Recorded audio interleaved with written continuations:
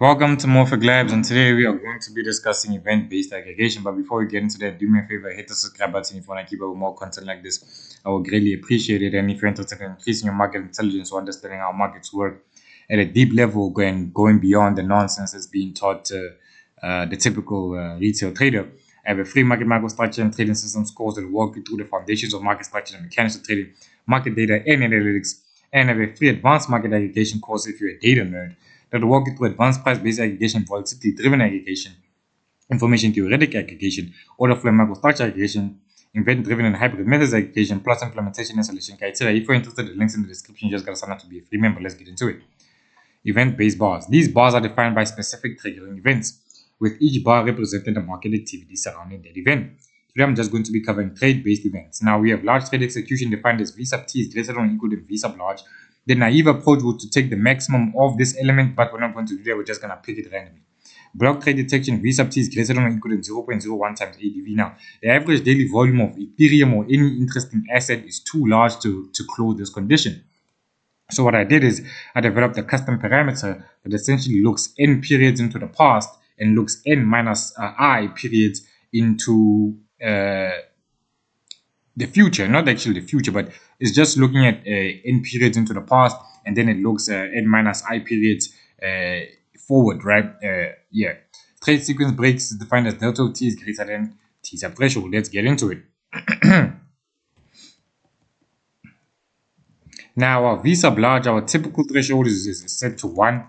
Running through the first entries, as you can see, every single event that was detected was greater than or equal than 1 because V sub large is set to 1 by default. Let's go look at that. And here's the geometry. It's beautiful. At the top, you have L trade close. At the bottom, you have L trade bar. What I'm going to do is going to change V sub large into 0.5. And as you can see, out of 100, we have 12 elements that met our condition. Let's go look at it.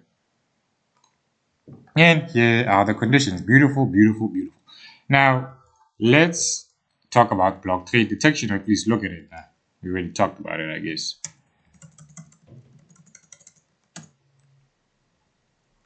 Our typical look back is 5 periods into the past.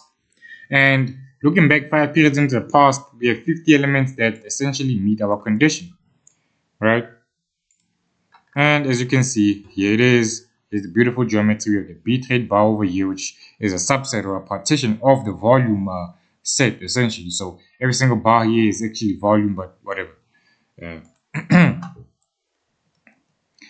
Now I'm going to look back,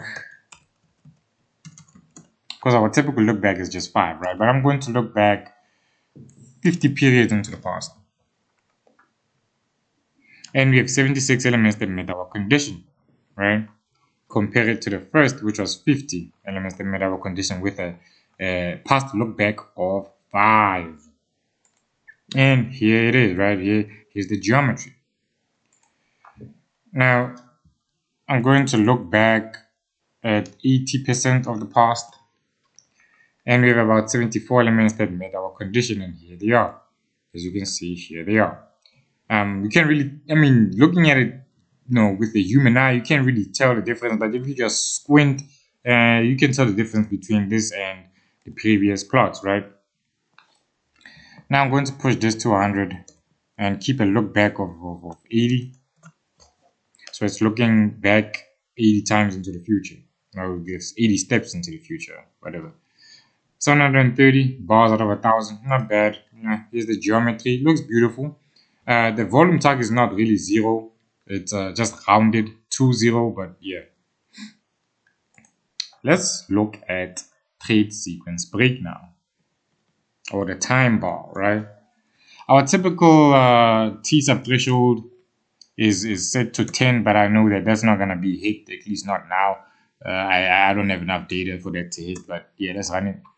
And as you can see, our 100 entries only got out 15 elements that meet our condition, right? Which is this condition. Let's go look at that. And here it is, right? And as you can see, there are periods where essentially the time in between trades does not take 0.5 seconds or greater, right? I'm gonna just push this to 1,000 just to see the time bars across a long entry or vector length. And here we have it, right? As you can see, we have this beautiful time bar closed geometry at the top, right?